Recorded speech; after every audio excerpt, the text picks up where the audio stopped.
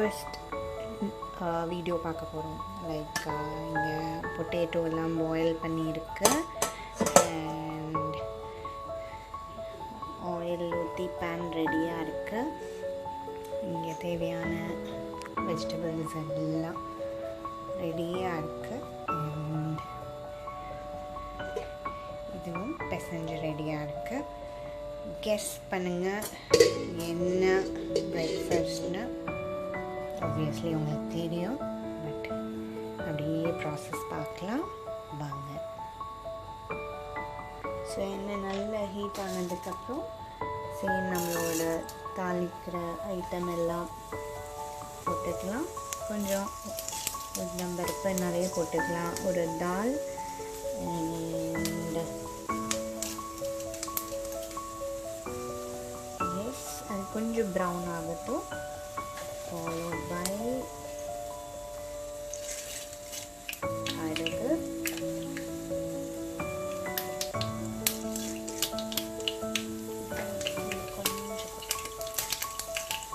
Perfect. இது வந்து use பண்ணிடலாம். இதுவும் நான் ஒரு யூடியூப் வீடியோவில் பார்த்தேன். கடுகு இது மாதிரி ஆகும்போது க்ளோஸ் பண்ணிக்கலாம். கடுகு வெடிச்ச உடனே கருவேப்பிலை, இஞ்சி,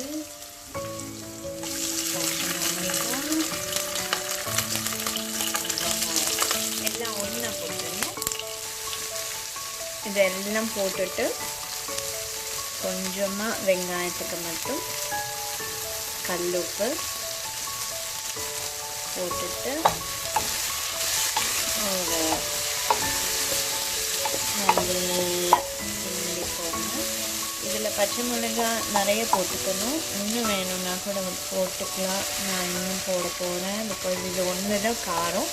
இன்னும் கொஞ்சம் பச்சை மிளகாய் போட்டுக்கலாம். ஸோ இன்னும் எக்ஸ்ட்ரா பச்சை மிளகாய் போட்டாச்சு. இது கொஞ்சம் நல்லா ட்ரான்ஸ்பரண்ட் ஆகணும், ப்ரௌன் ஆகக்கூடாது. இதாகட்டும். boiled potatoes,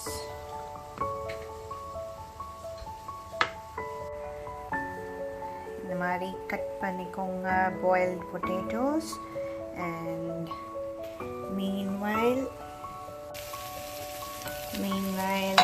onion transparent ஆகிட்டே இருக்கு.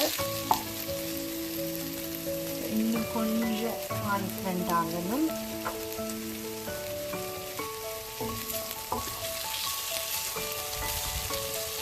கொஞ்சம் டிரான்ஸ்பரண்ட் ஆனதுக்கப்புறம் பொட்டேட்டோ போட்டுக்கலாம்.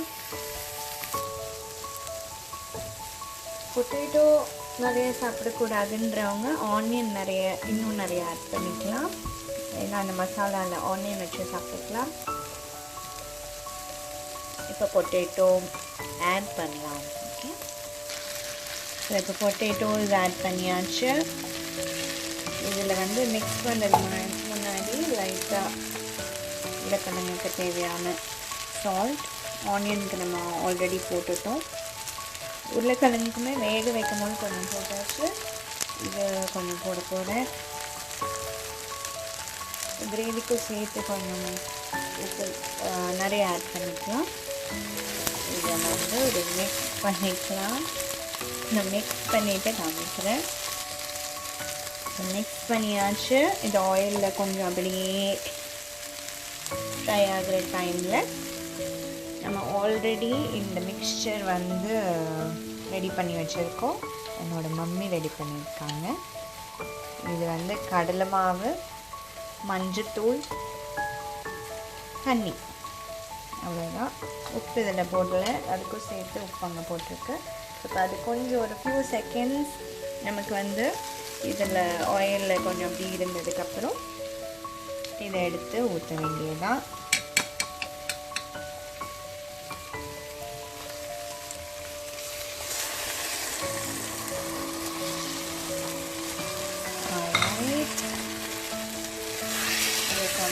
கொஞ்சம் கிண்டிக்கோங்க, எல்லாம் சேரட்டும். கடலை மாவு நல்லா வேகணும். அதில் இன்னொரு 2 பவுல் தண்ணி விட்டுக்கலாம்.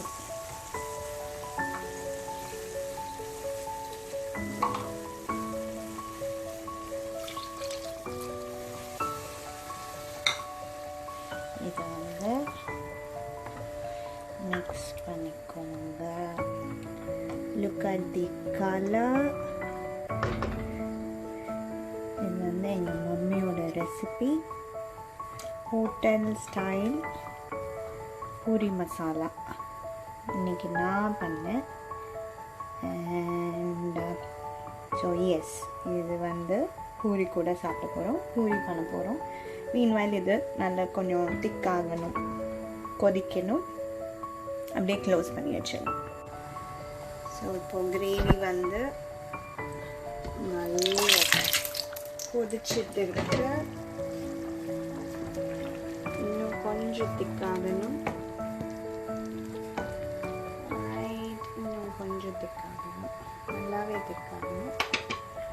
அந்த டைமில் ஆயில் நல்லா ஹீட் ஆகிட்டு இருக்கு. ஹீட் ஆகிடுச்சு. நல்லா ஹாட்டாக இருக்கும் போது அந்த டைமில் இதெல்லாம் ரெடி பண்ணியாச்சு. இப்போ பூரி பண்ணிடலாம். எப்படி வருதுன்னு பார்க்கலாம். So I try with this. ஒட்டிக்கிச்சு.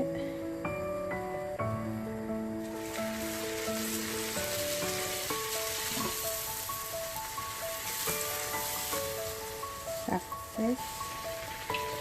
புஷ்ஷுன்னு வந்துடுச்சு.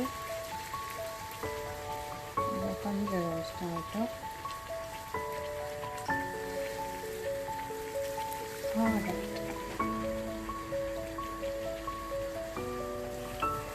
பயங்கர ஹாட்டாக இருக்கிறதுனால புஷ்ஷுன்னு வந்து ப்ளஸ் கலரும் டக்குன்னு சேஞ்ச் ஆகிடுது.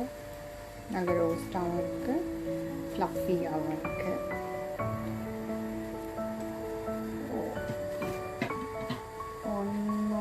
உங்களுக்கு காமிக்கிறேன்.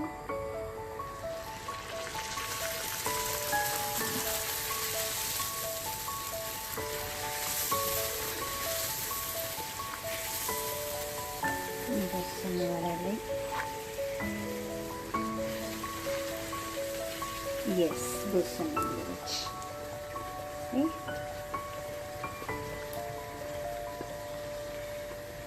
என்னோட மம்மிக்கு இந்த மாதிரி ப்ரௌனாக இருந்தால் ரொம்ப பிடிக்கும்.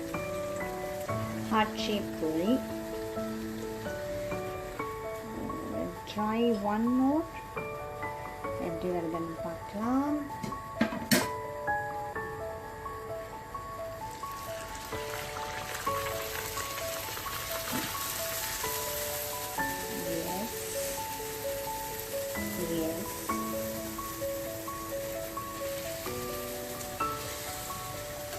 ஹோல் வந்துடுச்சு. இப்போக்கு ரீசெண்டாக ஒரு ஃப்ளஃபியாக பண்ணி வந்திருக்கு. அது மாதிரி என்னோட இது அவ்வளோ பர்ஃபெக்ட் ரவுண்ட் கிடையாது. Good to go.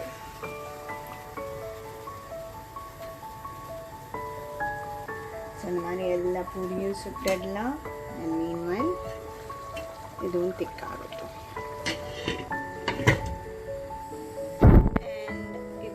பாயில் ஆகிற டைமில் பட்டாணியும் ஆட் பண்ணிட்டேன். ஆல்ரெடி வேக வச்ச பட்டாணி ஃபஸ்ட்டே ஆட் பண்ணோம், மறந்தாச்சு.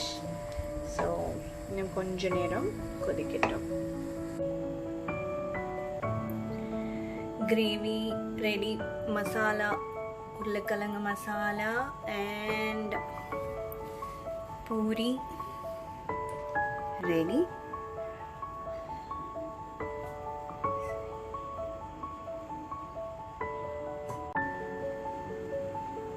Thank you. Bye all.